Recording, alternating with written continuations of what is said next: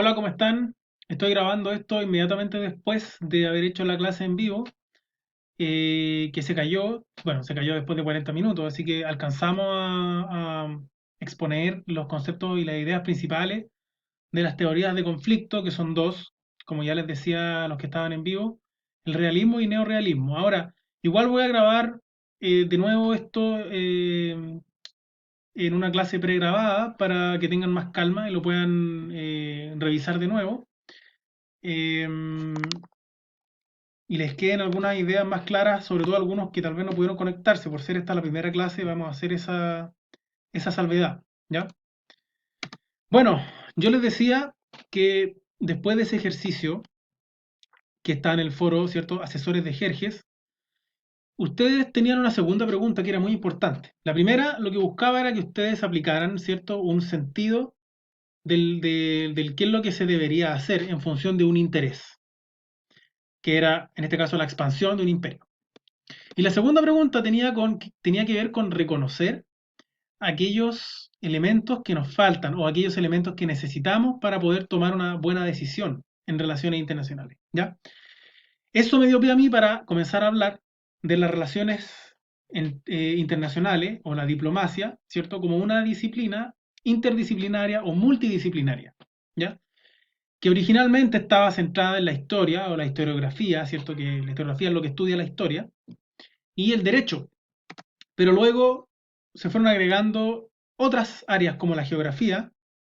Ustedes ven ahí que en ese ejercicio, en ese foro, es la única herramienta que tienen ustedes como insumo para poder para poder hacer una buena asesoría, es un mapa, ¿sí? Por lo tanto, las relaciones internacionales se alimentan mucho de la geografía, no solo de la geografía física, sino que de la geografía humana también, la geografía de la población, hay un montón de variables dentro de la geografía, ¿ya? Bueno, y por descontado, ¿cierto? La ciencia política, la economía internacional, todo eso luego va confluyendo en que se desarrolle una teoría autónoma de las relaciones internacionales, ¿ya? Eso es lo que partimos mencionando. Luego hablamos acerca de la historia de las relaciones internacionales, qué es lo que comenzó estudiando, y lo primero que estudiaba las relaciones internacionales era esto, la historia tradicional, guerras y diplomacia, las relaciones entre unidades políticas. Eh, ¿Sí? Eso era como lo más importante. Y lo otro es que esta vieja historia muy descriptiva, que describía procesos históricos de grandes unidades políticas, veía en los gobiernos y en los representantes esta idea, que eran la idea de los intereses nacionales. Y los intereses nacionales eran únicos, eran globales, eran homogéneos, ¿cierto? Bueno, eso hoy día ha ido cambiando. Sabemos que las naciones o las unidades políticas, incluso los individuos, son más impredecibles de lo que el realismo pretende muchas veces. Pero igual el realismo nos permite inferir aquellos intereses que son más racionales, ¿ya? Eh, Bien, esto es muy importante, ¿cierto? La política exterior representaba la relación entre estados que eran órganos homogéneos, ¿cierto? Como dice aquí, un órgano homogéneo, neutro, representante de intereses generales que todo el mundo dentro de esa nación compartía, ¿ya? Eso era lo que estudiaba, o esa era la idea previa que tenían. Intereses concretos, ¿ya? Tremendamente objetivos, ¿ya? Y bueno, tiende a diluirse la relación entre política interna y política externa porque al final los intereses son, como digo, homogéneos y son intereses concretos, que son básicamente poder, ¿ya? Para el realismo clásico al menos, el poder es lo más importante. Bueno, tenemos que van a estudiar grupos de interés, ¿sí? Eso está dentro de la nación. En la clase en vivo, alguien preguntó en el cierre de la clase en vivo, alguien preguntó si estas teorías se aplicaban solo para naciones o también servían para explicar conflictos internos. Bueno, también sirven para explicar conflictos internos en la medida de que podamos identificar grupos de intereses antagónicos, ¿ya? Como dice aquí, lobistas, representantes de gremios que entran en conflicto, ¿sí? Bien, hay enfoques culturales también que influyen. Y bueno, el realismo sobre todo permitió crear estereotipos dentro del sistema internacional o dentro de intereses nacionales, buscar aliados que te colaboran con la persecución de esos intereses nacionales y enemigos, ¿cierto? Que son los que debemos enfrentar y superar. Bien, en el campo de las relaciones internacionales, algunas ideas básicas que tienen que ver con el uso de las teorías. Las teorías se usan para resolver problemas, para explicar problemas, ¿ya? Yo pongo esta caja de herramientas porque es lo que nos decían a nosotros. Yo cuando estudié estos temas, el profesor siempre nos hacía énfasis en que nosotros no tenemos que adherir como ideológicamente a alguna teoría, ¿sí? No, yo no soy realista y por lo tanto todos los problemas internacionales o toda la realidad internacional la voy a estudiar a partir del realismo. No, el realismo sirve para estudiar cierto tipo de conflictos, mientras que para estudiar otros fenómenos, como por ejemplo procesos de integración o procesos de crisis, nos van a servir otras teorías, ¿ya? Nosotros nos vamos a centrar en el realismo y en el neorealismo, como dijimos en la clase en vivo, porque nosotros, este curso se trata de conflictos internacionales, ¿sí? Por lo tanto, esas son las teorías que vamos a usar.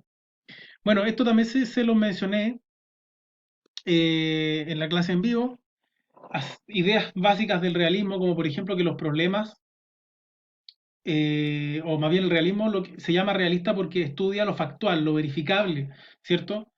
Y es contrario a lo normativo. El realismo no estudia lo que debería pasar, ¿ya? No estudia lo que es correcto, estudia lo que es más probable, en virtud de argumentos lógicos racionales, ¿ya? El origen es la naturaleza humana. El realismo parte de la base de que el ser humano es ambicioso, busca poder y por lo tanto entra en conflicto con los intereses que también tienen los demás, que son los mismos intereses, poder y ambición, ¿ya? Bueno, referentes clásicos para eso son Tucídides en el diálogo de Melos, donde describe los conflictos de la Grecia antigua a partir de lógica realista, ¿ya? Referentes modernos como Maquiavelo, por ejemplo, que estudia poder, naturaleza humana, razón de Estado, ¿cierto? La famosa Realpolitik, cómo funciona en la práctica la política, ¿ya? No cómo debería funcionar, sino cómo funciona, ¿ya? Bueno, otro referente es Hobbes, que habla de que el sistema internacional es un sistema de anarquía, no existe un orden internacional, por lo tanto, al final, ¿quién pone orden? El más fuerte. Nada más, ¿ya? No existe una policía internacional, una constitución internacional, no existe nada de eso, ¿ya? Los que estudian derecho probablemente van a saber que el sistema internacional, o más bien las normas internacionales, son acuerdos, ¿no? No hay alguien que imponga un poder por sobre el resto y la única forma de imponer cierto orden es el orden de los más fuertes, de los más grandes hacia los más chicos. Así funciona el sistema internacional históricamente. Entonces, Hobbes se refiere a eso con el sistema de anarquía, ¿cierto? Bien, ¿para qué nos sirve estudiar el realismo? O sea, el realismo lo podemos usar para qué tipo de cosas? Para conflicto, para inseguridad, para estudiar relaciones de poder, intereses nacionales, para estudiar la relación de los recursos, equilibrios de poder, ¿ya? Profesor que hablaba recién de la caja de herramientas siempre decía lo mismo. Las teorías son herramientas, ¿ya? Y las herramientas sirven para usarlas en problemas distintos, ¿cierto? Si yo tengo que apretar un tornillo, no lo voy a hacer con un alicate, ¿cierto? Ni con un martillo. Lo voy a hacer con una herramienta que sirve para eso, ¿sí? Si tengo que clavar un clavo, no voy a usar un caimán, voy a usar un martillo, ¿se fijan? Entonces, en este caso, la herramienta realismo o neorealismo nos van a servir para analizar y resolver estos problemas internacionales, conflictos, ¿ya? ¿Cuáles son los actores que estudian el realismo? Estados nacionales, que tienen soberanía interna, eh, y los intereses de esos estados nacionales, ¿ya? Eso ya deberías, vamos a transformarlo como una mecánica, esa relación. Bueno, el realismo, como dice aquí, es antagónico al idealismo, ¿sí? No estudia lo que debería pasar o lo ideal, sino que lo que es factual, ¿ya? Y lo vincula a las dimensiones históricas empíricas del comportamiento individual y colectivo. O sea, el realismo estudia cómo se comporta el ser humano y por lo tanto podemos entrar a predecir lo que va a hacer el ser humano. Por eso que aquí dice tres presupuestos relevantes del realismo son que los agentes más importantes de la política mundial son las entidades organizadas, estados nacionales, imperios, dependiendo de la época, ¿sí? No sé, un feudo, unidades políticas organizadas, ¿ya? Segundo presupuesto, que el comportamiento del Estado puede explicarse racionalmente, es decir, los estados toman decisiones que son racionales, ¿ya? Piensan lo que les conviene y utilizan recursos racionales para eso, lo que les conviene para sus intereses, ¿ya? No necesariamente actúan de acuerdo a lo que es correcto hacer desde un punto de vista ético, ¿ya? Sino que actúan de acuerdo a lo que es correcto hacer desde un punto de vista realista, político, ¿ya? Y por último, ¿qué objetivo buscan? Como dice aquí, poder. Poder y tener una mejor posición dentro de la estructura de poder. Ahora, el realismo no sirve para todo, vuelvo a reiterar esa idea. Si estamos estudiando cómo se formó la Unión Europea, si estamos estudiando cómo se relaciona el Asia-Pacífico con Sudamérica, bueno, entonces esa realidad internacional o ese fenómeno internacional no lo podemos estudiar a partir del realismo, ¿cierto? Ahí estaríamos martillando un tornillo que tiene que ser atornillado y no que ser martillado, ¿cierto? Bien, dicho eso, esto lo vamos a saltar porque tenía que ver con el ejercicio que ustedes hicieron. Yo me había quedado acá antes de que se cortara el video. Estaba hablando acerca de las diferencias del realismo clásico con el neorrealismo. Y la diferencia es que el neorrealismo, dentro de su análisis, incorpora una variable más, que es el sistema internacional. ¿Sí? Al igual que el realismo, analiza los actores, quienes están involucrados en el conflicto, cuáles son los intereses de los actores, qué recursos cuentan los actores, pero además va a incorporar la variable del sistema internacional. Y yo le ponía el ejemplo de la guerra de Corea, por ejemplo. Que ese conflicto no se entiende solo entre Corea del Norte y Corea del Sur. Ese conflicto se explica mejor si incorporamos la variable del sistema internacional, que en ese momento era la Guerra Fría, dos potencias mundiales, un sistema bipolar, ¿cierto? Con intereses globales. ¿Ya? ¿Podríamos analizarlo a partir del realismo? Sí, pero sería un análisis incompleto. ¿Se entiende? Bien. Eso con respecto al neorealismo